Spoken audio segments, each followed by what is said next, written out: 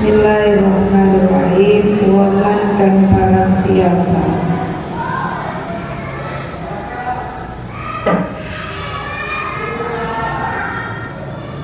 sa'adat sa'adah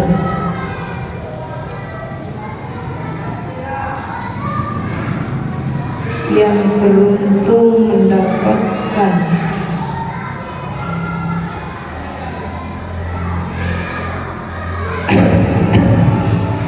pertolongan, yang beruntung mendapatkan pertolongan, fawajada dan menemukan syaikhon guru, karena karena sebagaimana yang telah kami sebutkan, wa qabilahu syekh dan guru tersebut menerima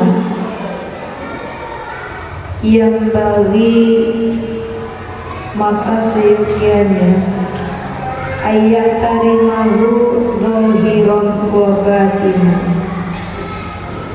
ayat tarimahu hendaknya memuliakan zahiron wa batinan, secara zahir dan batin. Jadi kalau ada kriteria guru yang kayak kemarin, masih ingat nggak guru yang seperti apa kemarin? Guru yang seperti apa kemarin?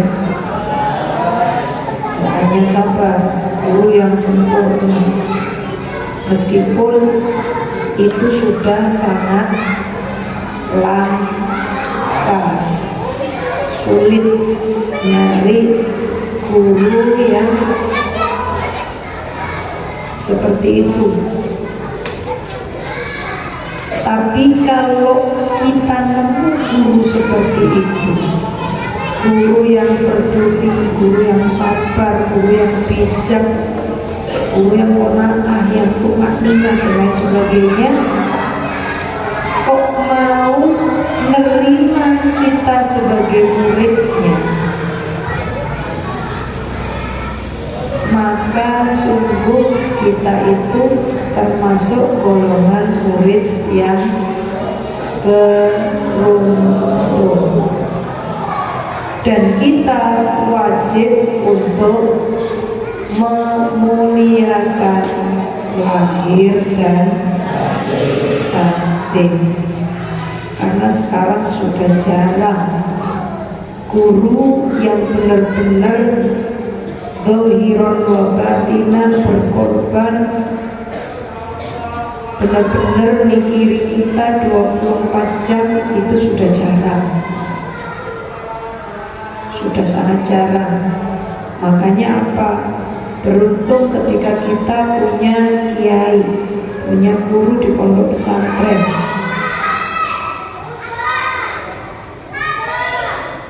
Kalian 24 jam di bawah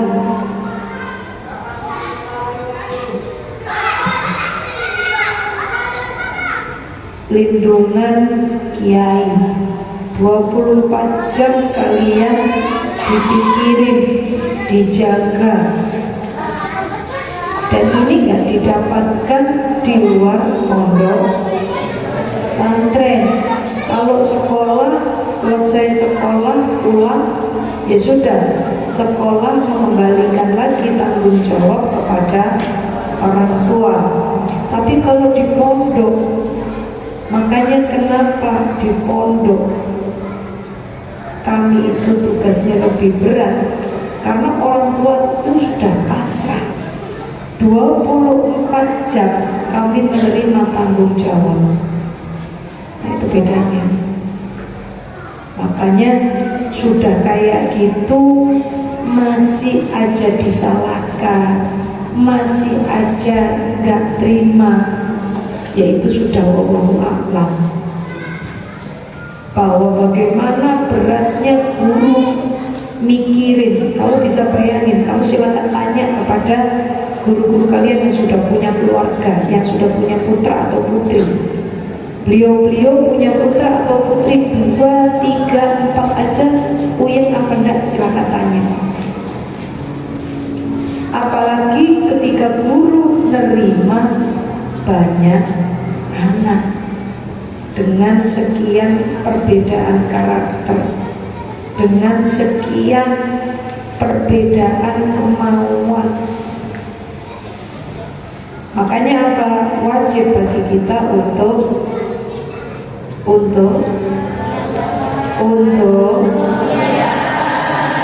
sudah ngantuk, Mas.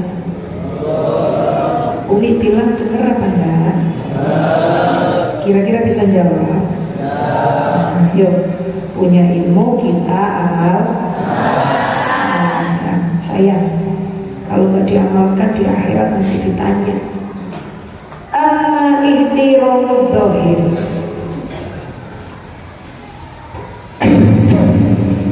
amma ihtiramud dhahir, adapun memuliakan guru secara dhahir, secara lahir, bahwa Allah yujadil, bahwa Allah yujadilahu, yaitu dengan cara apa? Allah yujadilahu, dengan tidak membantahnya. Ini bukan kata Umi, tapi kata siapa? Kata siapa?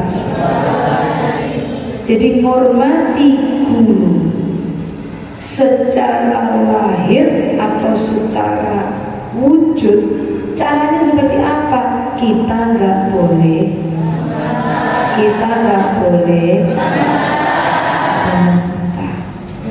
wala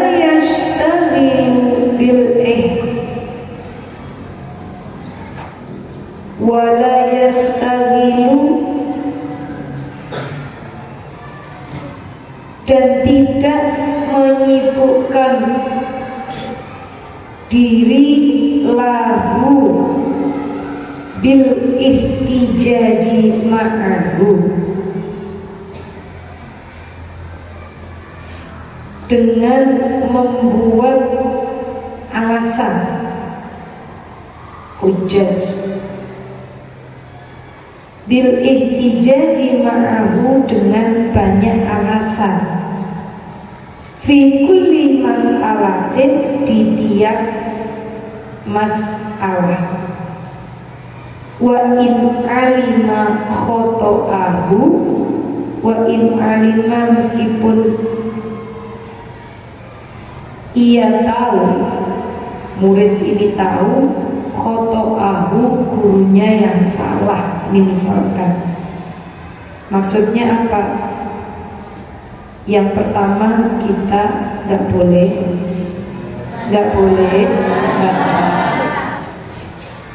jadi cara memuliakan guru secara dohir atau lahir itu seperti apa? Yang pertama itu. Yang kedua, jangan menyibukkan diri adu debat, banyak alasan. Ini di debat ini, itu di debat itu. Nah, kamu kenapa terlambat? Karena ini. Kok bisa ini? Kok bisa terus? Itu tidak boleh.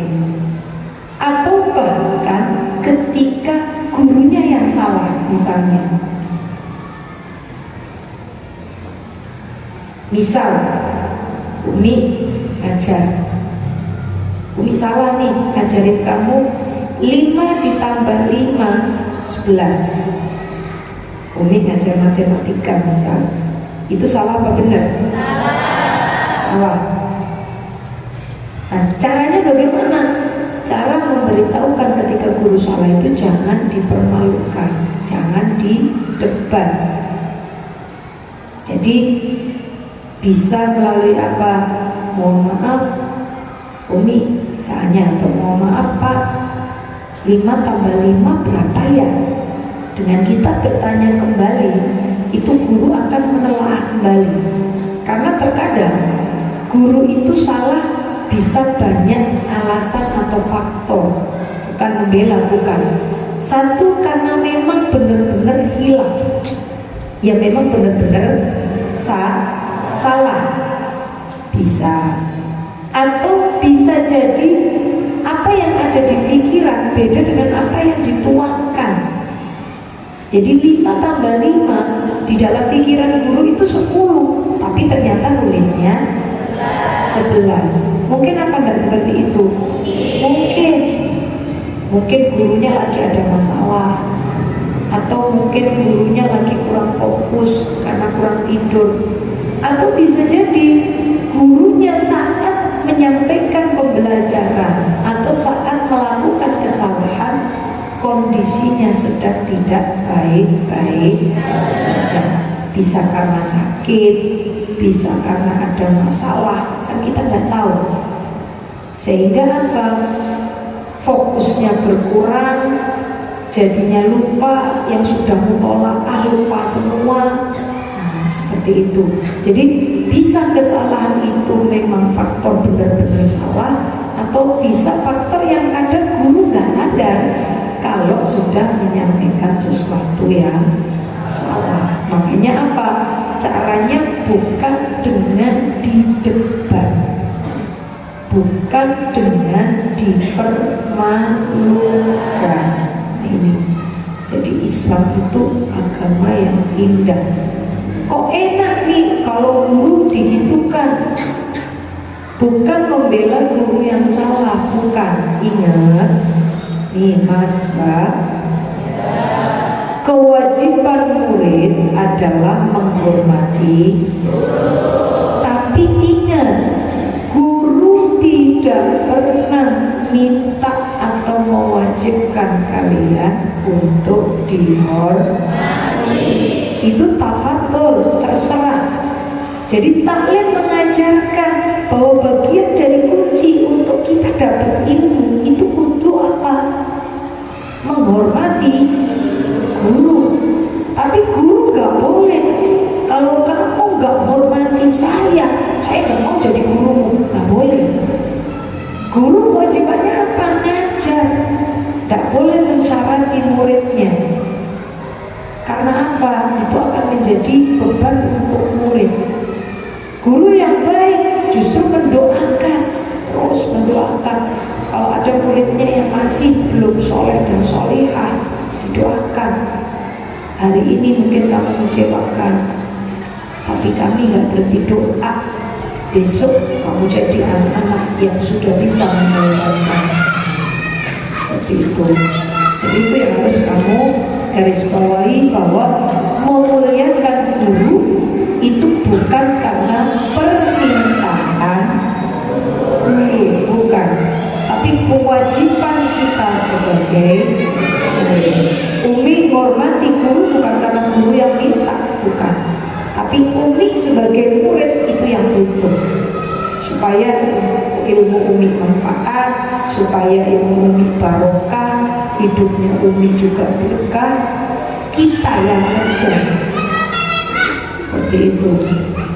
Jadi jangan sampai, karena banyak terkadang Umi baca tulisan di media sosial, wah guru kok gila hormat. Nah, itu yang harus diluruskan. Jadi tidak boleh kami guru itu untuk ayo hormati, tapi kami hanya mengingatkan, menyampaikan di dalam kitab apa yang menjadi kewajiban. Wala yulqiya baina yadayhi,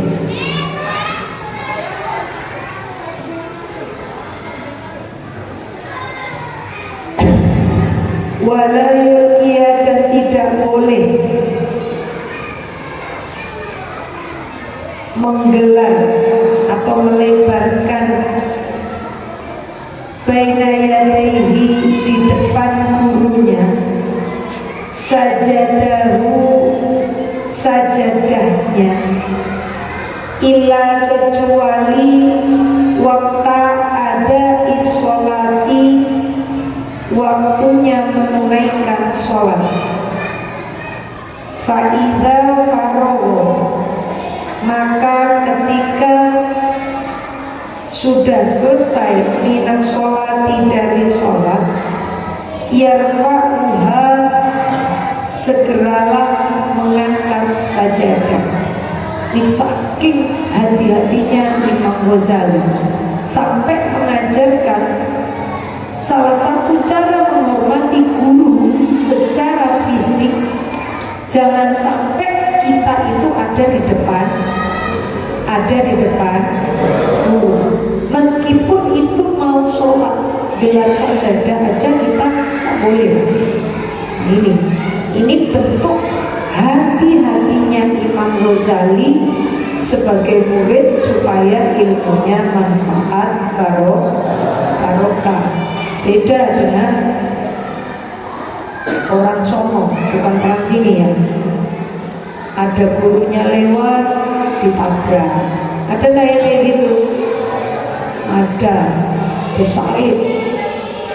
Saya guru soalnya naik motor, ada gurunya dibiarkan, langsung disalib.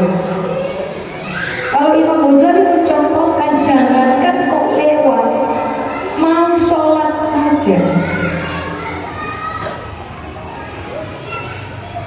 kita tidak dianjurkan untuk menggelar sajadah terlebih dahulu. Baru nanti ketika sudah qomat, baru kita gelar sajadah, baru kita sholat. Habis itu kita angkat lagi. Jadi saking hormatnya kepada guru.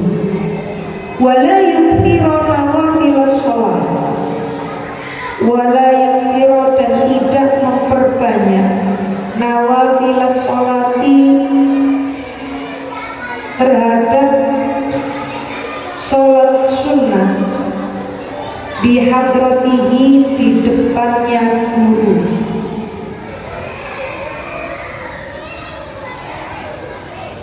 Jadi kalau mau sholat, sekiranya ada tempat lain, jangan sholat di depan. Ini sebagai bentuk, karena memang di dalam taklim sudah disampaikan selain di ayyuhal walad, kalau kita berhadapan dengan guru jangan pernah membelakangi. Duduk tak boleh membelakangi.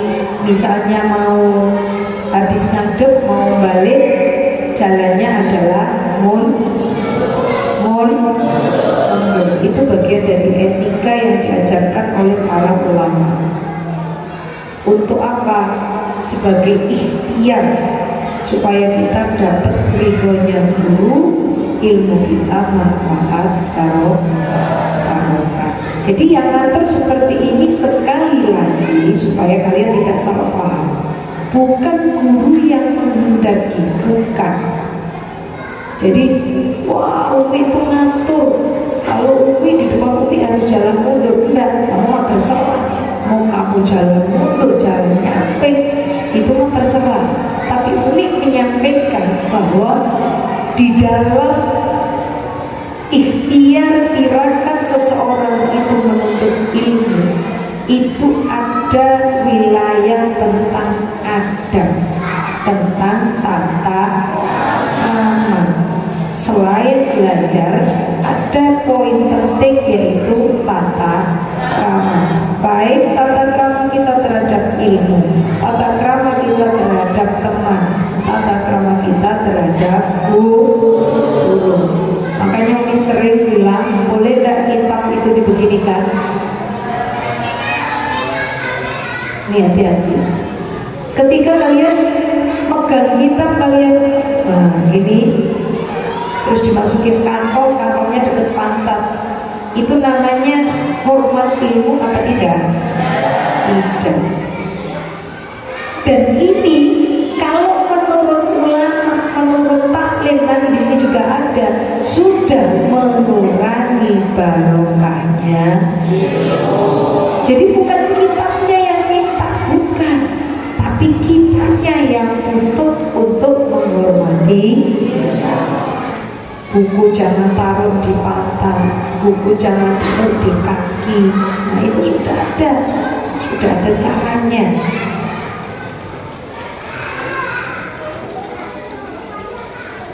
Wayak malu dan melakukan mayak murusya, apa yang diperintahkan oleh guru, minal amali, untuk dilaksanakan, biqadri wus'ihi, sesuai dengan kekuatannya, wa taqatihi, dan kemampuannya. Melaksanakan apa yang diperintahkan guru semaksimal yang kita tidur mas, tidur Mbak. Jadi melakukan apa yang diperintahkan guru semaksimal yang kita mampu. Tidur Mbak. Terus ngapain? Wa amtirul batin. Jadi tadi cara menghormati guru secara zahir, secara nampak, secara lahir. Wa amtirul batin, adapun menghormati guru secara batin, bahwa antara lain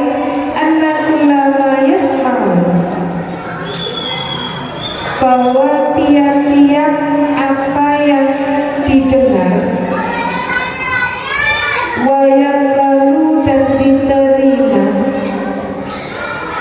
minhu dari guru,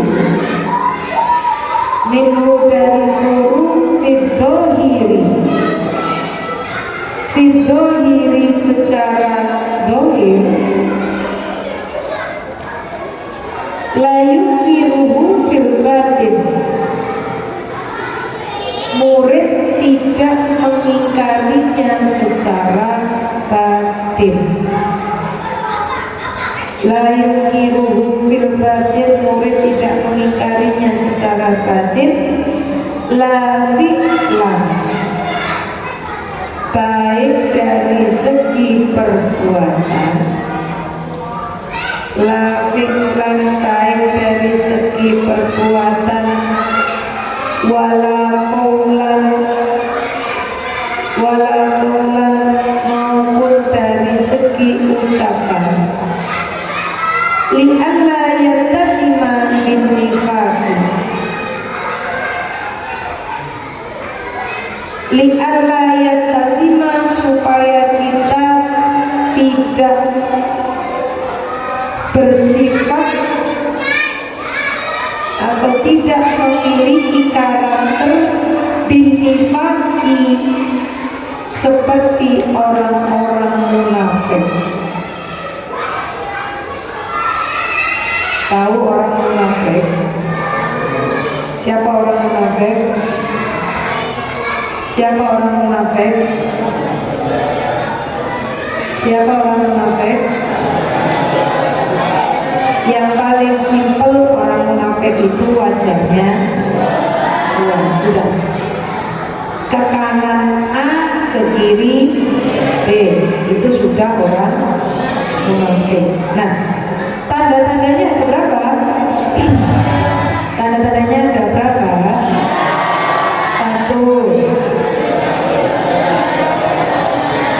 Satu. Apabila berkata ia berdusta, kalau ngomong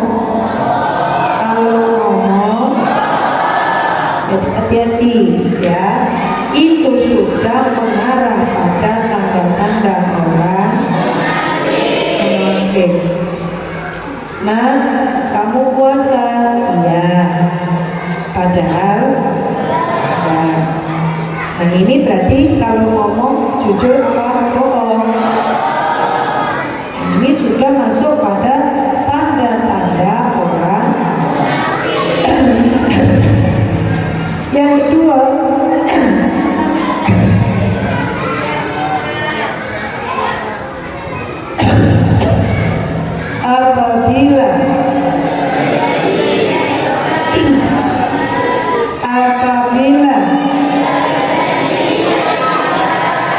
Jadi yang pertama idza kadzdzaba, idza hadatsa kadzdzaba. Yang kedua wa idza wa'ada akhlafa. Kalau janji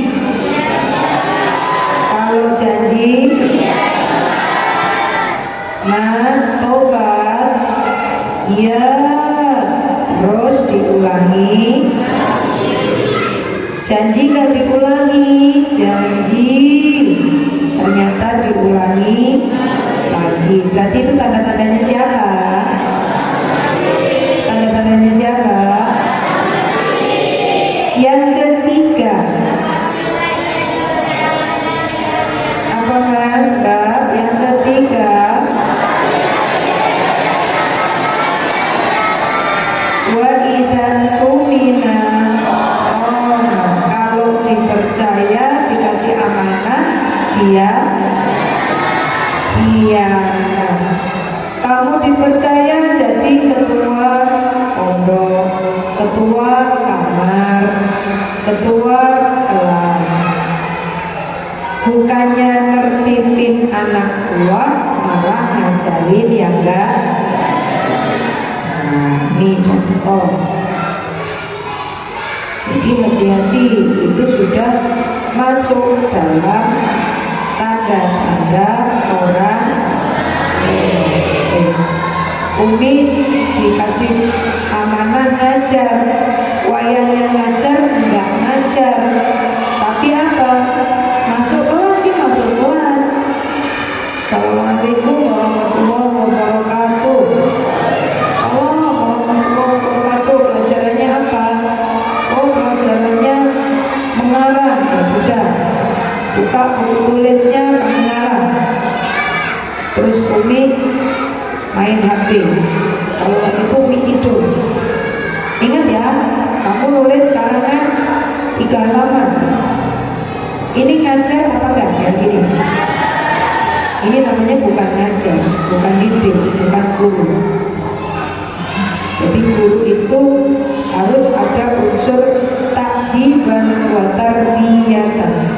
Harus ada unsur memberikan arahan, memberikan didikan, wa ta'liman, dan memberikan ilmu.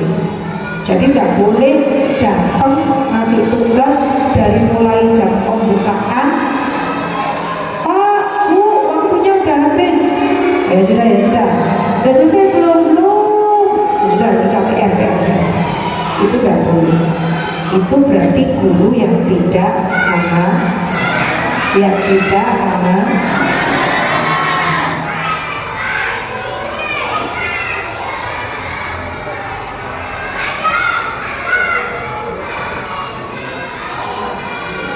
Wa illam yastatid, manakala murid tidak mampu, yatruku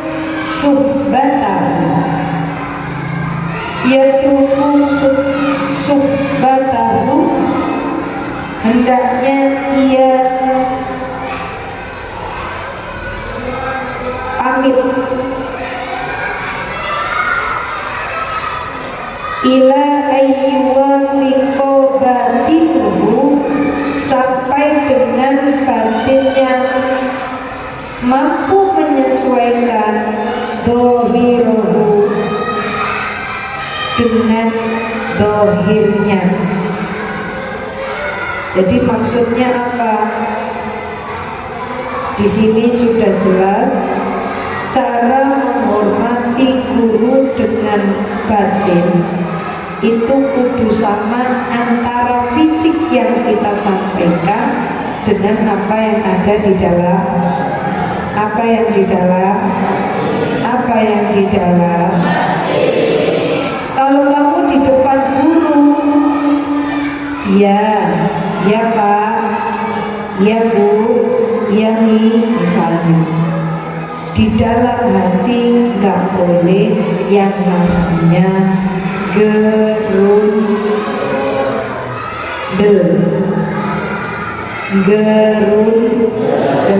Apa gerundel itu? Kedumau, beruntung. Lebih Tapi tadi di depan gurunya kita jawabnya ya. Tapi di dalam hati kita blunder. Ini namanya kita belum bisa mengerti secara baik. Nah, kalau kita nggak mampu seperti apa, di sini dianjurkan oleh Imam Ghazali untuk menyampaikan. Karena apa? Kalau blunder itu bahayanya lebih besar. Bahayanya jauh lebih besar, madorot. Karena apa? Karena guru gak ngerti apa isi hati di dalam. Makanya jauh lebih baik disampaikan. Misalnya, wahai guru, mohon maaf, begini. Sampaikan. Jangan iya di depan, tapi di belakang lain. Itu gak boleh, bahaya. Waya tarizu,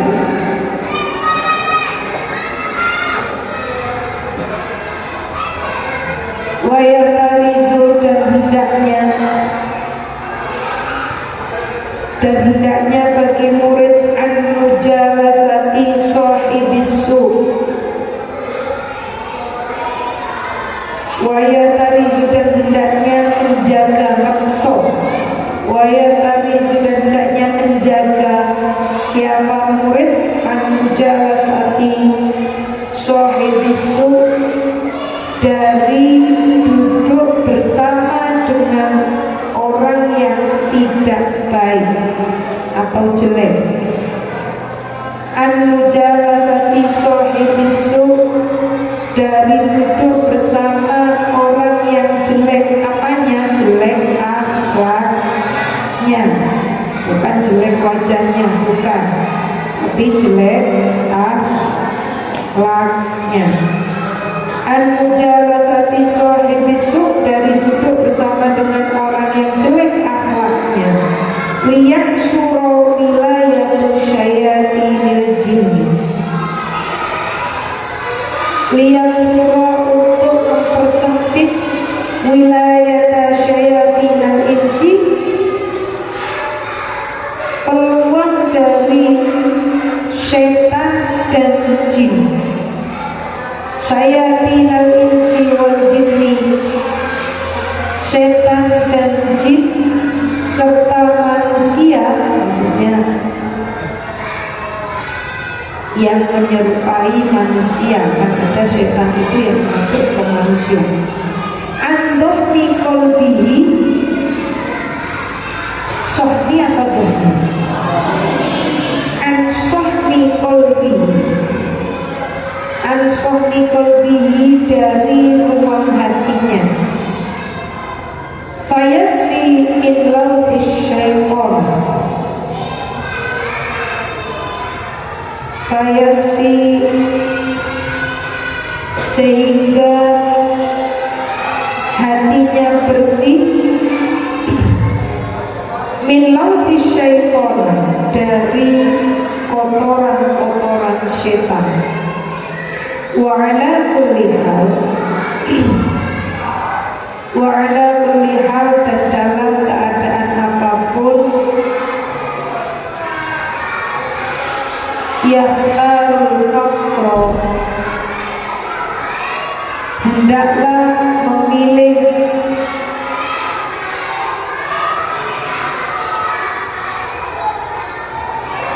kefakiran, alal ghina, daripada kecukupan. Maksudnya apa? Jadi di antara jaga atau menghormati guru secara batin, pertama tadi apa? Harus sama antara luar atau yang kita ucapkan, yang kita lakukan dengan apa yang ada di dalam hati. Kemudian yang kedua, upayakan jangan duduk dengan teman atau orang yang akhlaknya misal kita Kita tahu dia suka adu domba, nggak usah deket-deket. Kita tahu dia orangnya suka sombong, jangan deket. Jadi nilai teman itu boleh apa enggak? Boleh.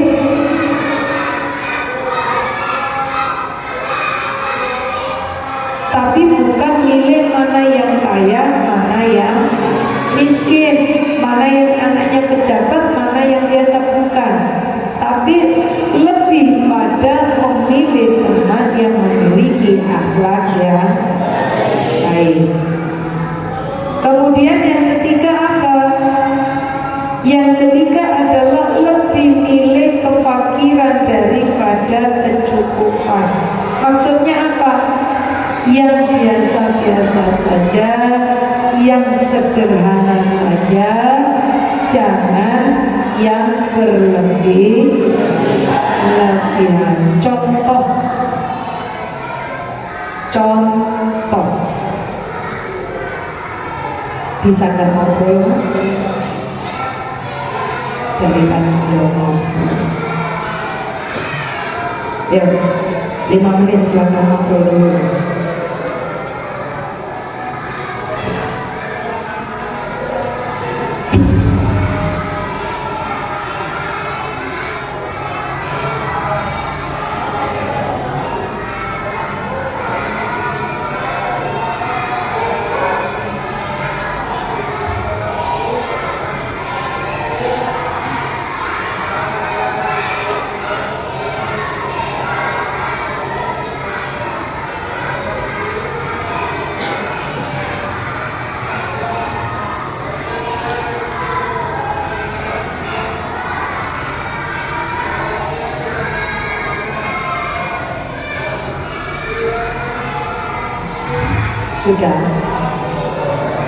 Sudah selesai ngobrolnya?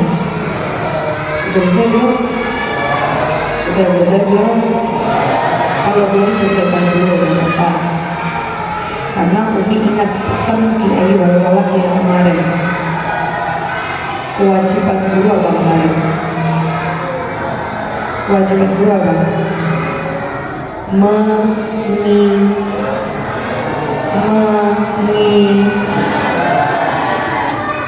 Bagaimana guru wajib mengingatkan anak untuk memiliki akhlak yang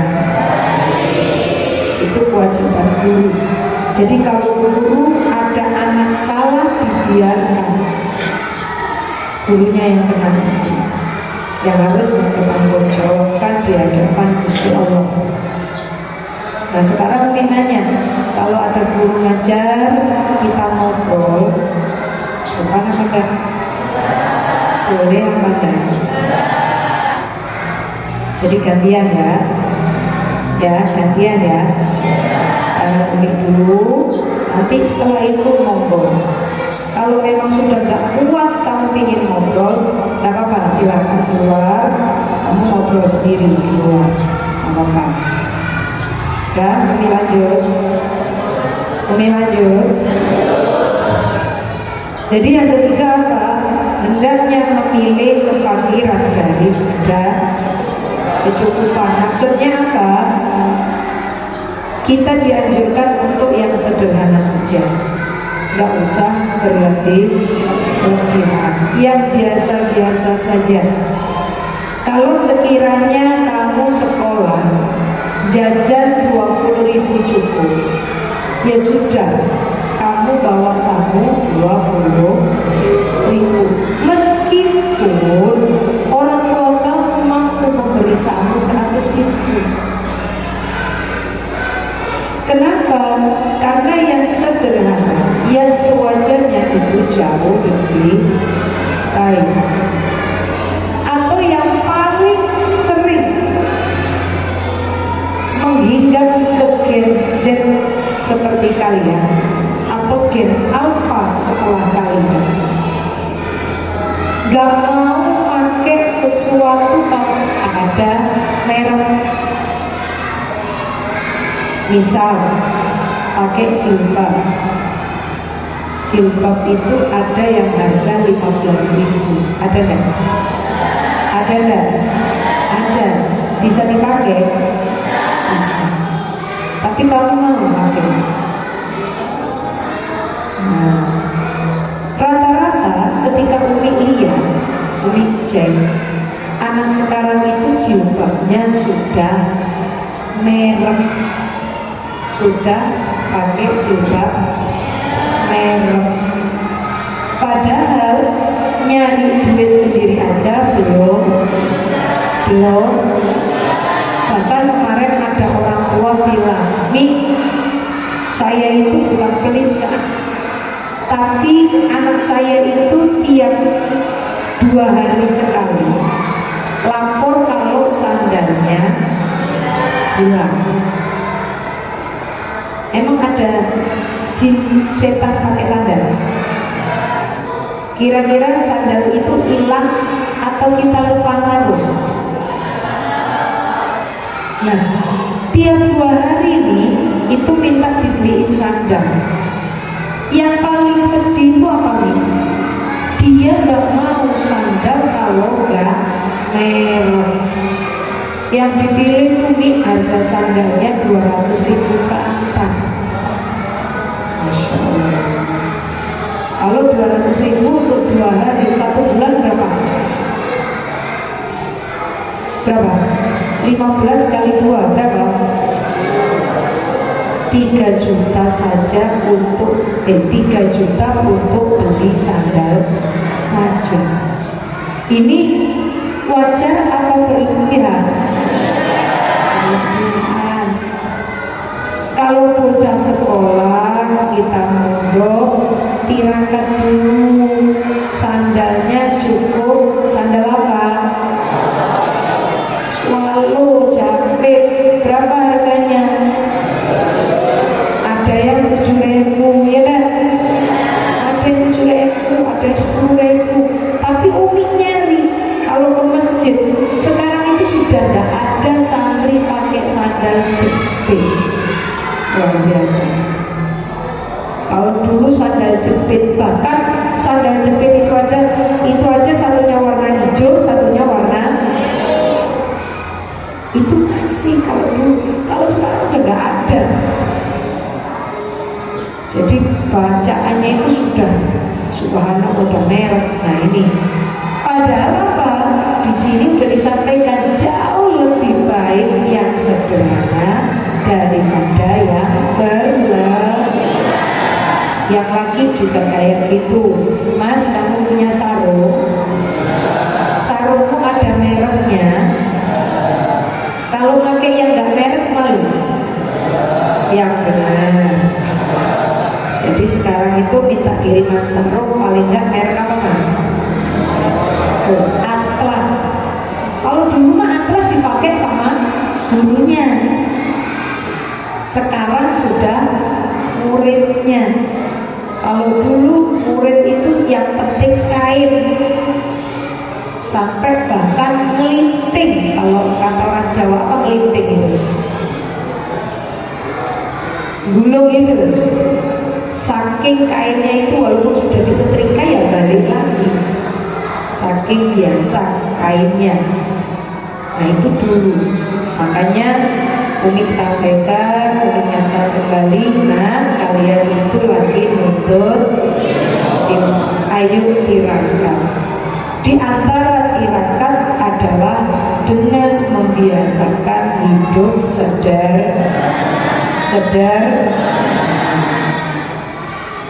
ya, hitungan ketiga duduk tegak semuanya.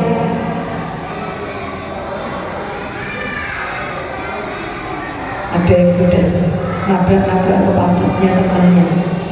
Nah, ayo duduknya gitu terus ya. Nah, kitabnya yang diangkat. Ya, biar kalau tidur enak. Tuma ikhlas. Tuma kan kemudian ketahuilah anak tasawwuf sesungguhnya tasawwuf. Nah gini kan keren, tegak semua. Anak tasawwuf sesungguhnya tasawwuf lahu khoslatani memiliki dua pekerti, dua perangai.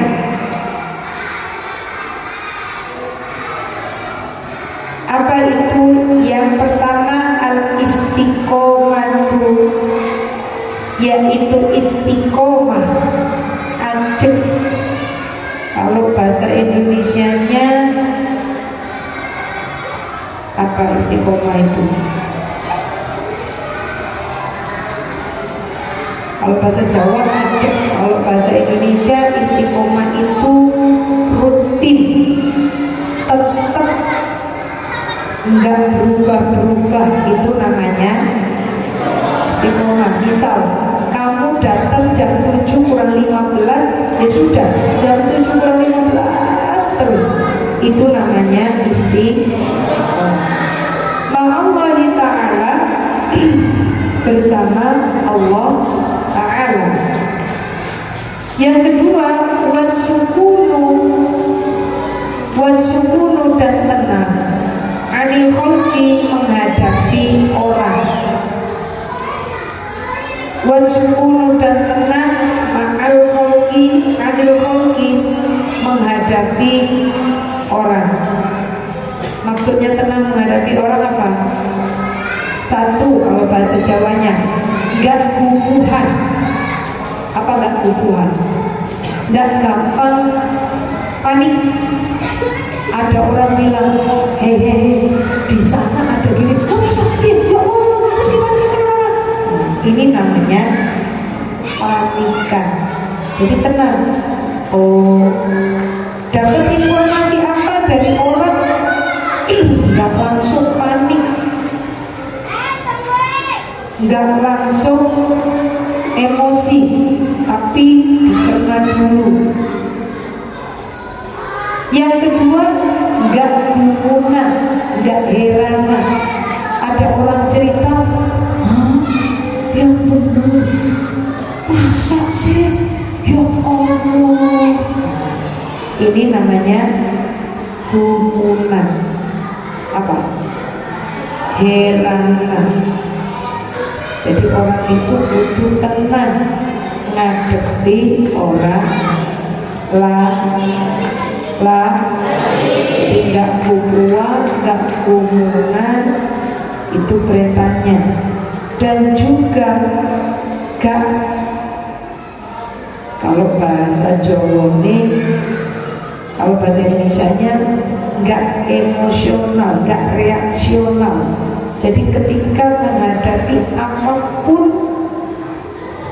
dari orang lain, kita meresponnya itu tenang.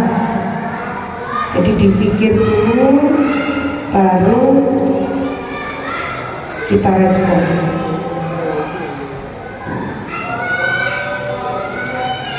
Paman, maka barang siapa Paman, maka barang siapa istaqomah,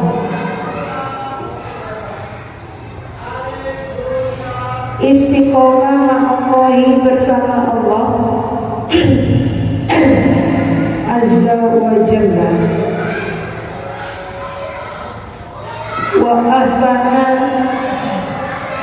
dan baik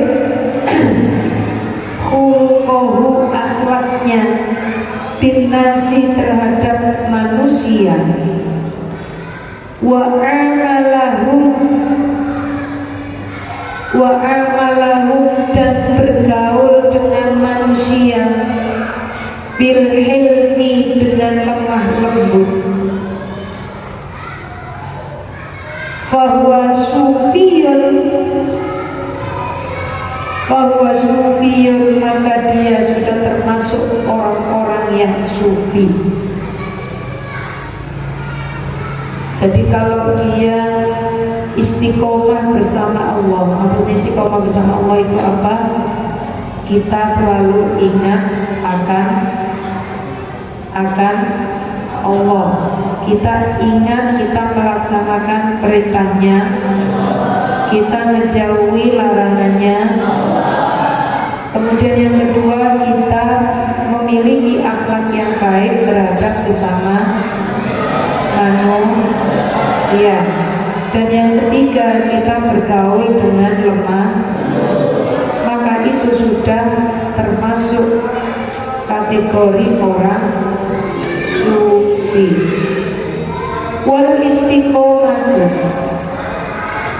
istiqomatu adapun yang namanya istiqomah, ayat di habdul nafsihi, ayat di adalah mengalahkan, mampu mengalahkan habdul nafsihi, kepentingan dirinya sendiri, ala amrillahi ta'ala, di atas perintah Allah Subhanahu wa ta'ala.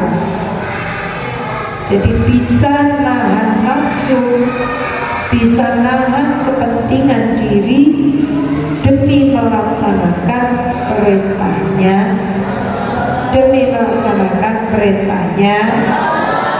Contoh hari ini kamu puasa.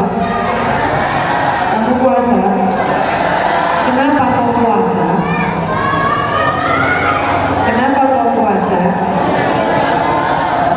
Karena sekarang bulan Ramadan itu kita diperintahkan untuk,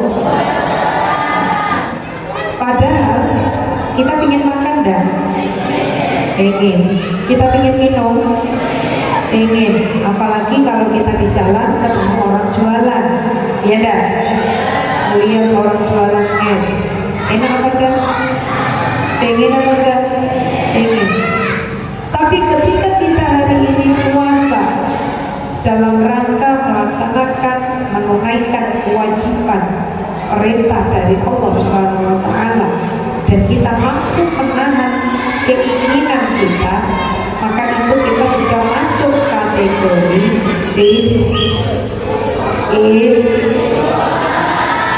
istiqomah. Wa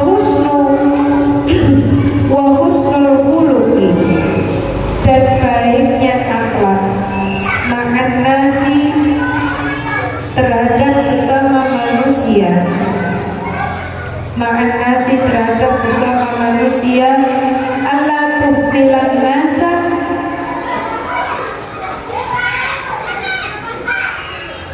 Allah sekiranya tidak tuhmilan nasa, membebani orang lain. Allah tuhmilan nasa, sekiranya tidak membebani orang lain, ala muradi nafsi, untuk memenuhi keinginan dirimu. Bal akan tetapi tuhmilah nafsaka, tanggunglah bebanmu, ala muradihim, untuk memenuhi keinginan mereka. Jadi dibalik, jangan ngorbanin orang untuk kepentingan kita, tapi dibalik, kitalah yang belajar berkorban untuk kepentingan orang lain. Malam yukhalifu syar'an,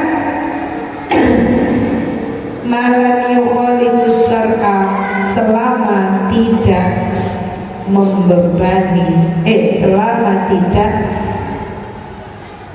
menyalahi atau bertentangan asyar'a, dengan ketentuan syariat.